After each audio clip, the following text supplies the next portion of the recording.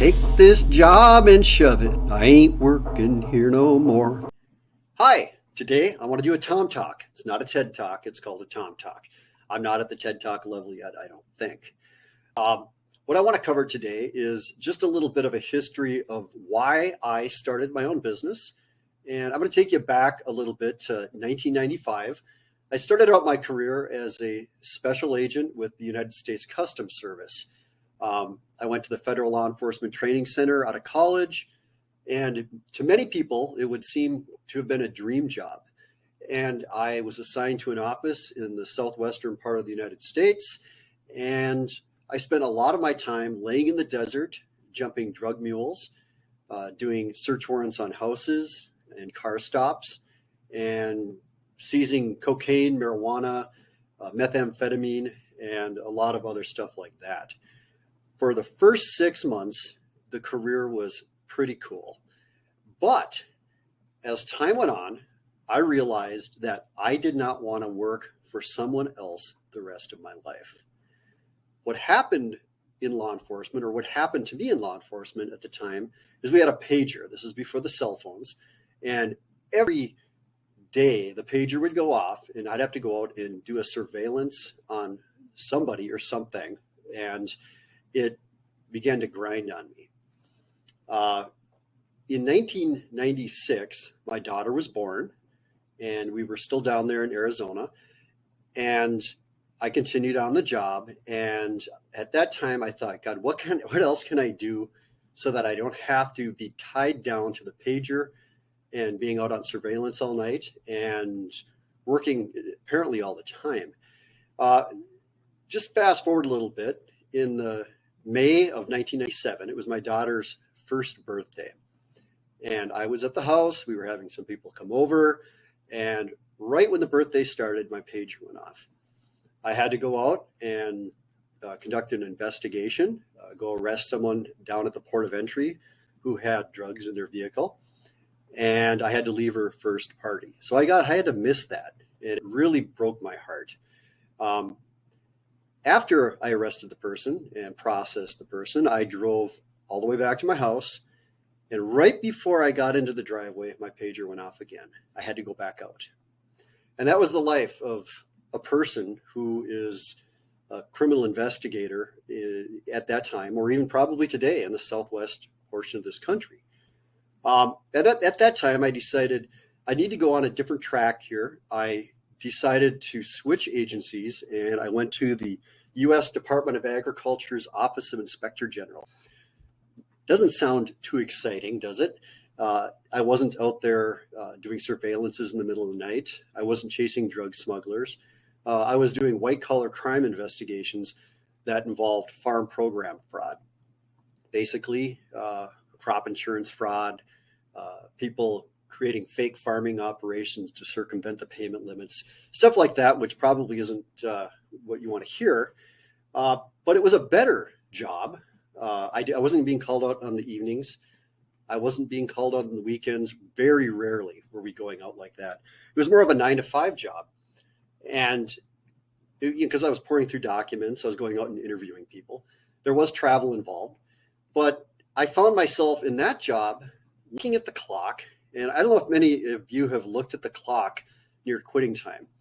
Well, a lot of people probably can slip out of the office 5 minutes early, 10 minutes early, and it's no big deal. But when you're in law enforcement and you're with the Inspector General's office, you're held to a very high standard. So we couldn't leave the office until exactly quitting time. So I remember watching the clock, and I would push it with my eyes. It'd be 5 minutes to time to leave, and I'd be looking at it. And it would even appear to me that clock would go backwards a couple ticks. And it was just tough sitting there. And again, I had a boss. I had to go in every day. I had to go into St. Paul, Minnesota, and I had to commute. And nobody likes that. Nobody wants to do that. So at that time, my wife and I came up with a plan. We thought, let's start our own business. We started researching things. The first business that we tried was a failure. We tried to place a classified ad in the back of the Inquirer, and we were selling some sort of recipe guide. We sent it in, and we actually got one person to send us the money, and we sent our recipe guide out. Big failure. About the summer of 1999, I was watching these infomercials on TV, like many people do, and there was two infomercials out at the time, and one of them that caught my eye was a guy named Brad Richdale. He had this thing called The Secrets to Making Money Now, and it was, I don't know, $30, and I called up, I sent the money, I charged it on credit card, and I got this book, and it talked about all these old marketing techniques, press releases, but actually they weren't old at the time. That was the way you did it then. You'd send a press release out. And they had all these other ideas of how you could market. Basically, it was marketing 101 in a book. But they also had a little section on there called the internet, which they said was going to be this new upcoming thing. So I spent evenings after work, my weekends, and we decided to go after the internet. I spent hours and hours learning how to create a website, learning how to market. And eventually, December 1999, we launched our first website. It was assistedlivingstore.com. And my wife has her master's degree in gerontology, which is aging studies. And we sold adaptive and assistive products for the elderly. We had stocked our own products in our basement of our house. And we changed one of our bedrooms into an office. And that's where we started our journey online. It took me until 2006 to finally quit my federal job and work full-time on this business. From 1999, we created after that electricblanket.net, where we sold warming products for people and pets. And then we created pillowcase.net, which was bulk pillowcases that we were selling online. And eventually we launched laundrybags.com. And as the business grew and I continued on with my federal job, we saved our money. We put everything that we made into debt. And it was amazing how the internet started working. I remember the first order that came in January of 2000. It was like they bought not just one item, they bought three. And it was like, oh my God, you can make money online. So as time evolved, the internet changed and we changed with it.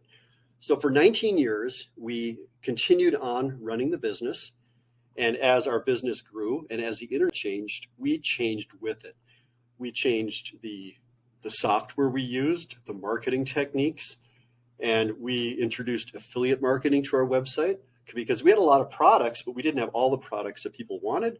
So we added items from other people's websites, and we would put in a link on our website and refer customers over to that other website, and we'd get a little bit of a commission on the sale. I just want this talk here to be motivational. I want you to think about your situation you're in right now. I want you to dig down deep and think to yourself, where do you want to be in 6 months? Where do you want to be in a year? Back then, I missed my daughter's first birthday. It was devastating. God, I wish I could have been there. But by creating our own business and creating our own path, I was able to quit my job as a federal agent, and my kids were still young. They were 10, 11, 12 or so, and I got to drive them to school. I got to go to all their events, and we ran our own business, but it allowed us to have the freedom to move around and do what we wanted. Eventually, we bought 2 warehouses. Kim and I had no employees the whole time. We did everything ourselves. We packed, we shipped, we did the books, we did the web design. So I'm just letting you know that I highly recommend you take a step forward, look deep in yourself, and consider starting an online business.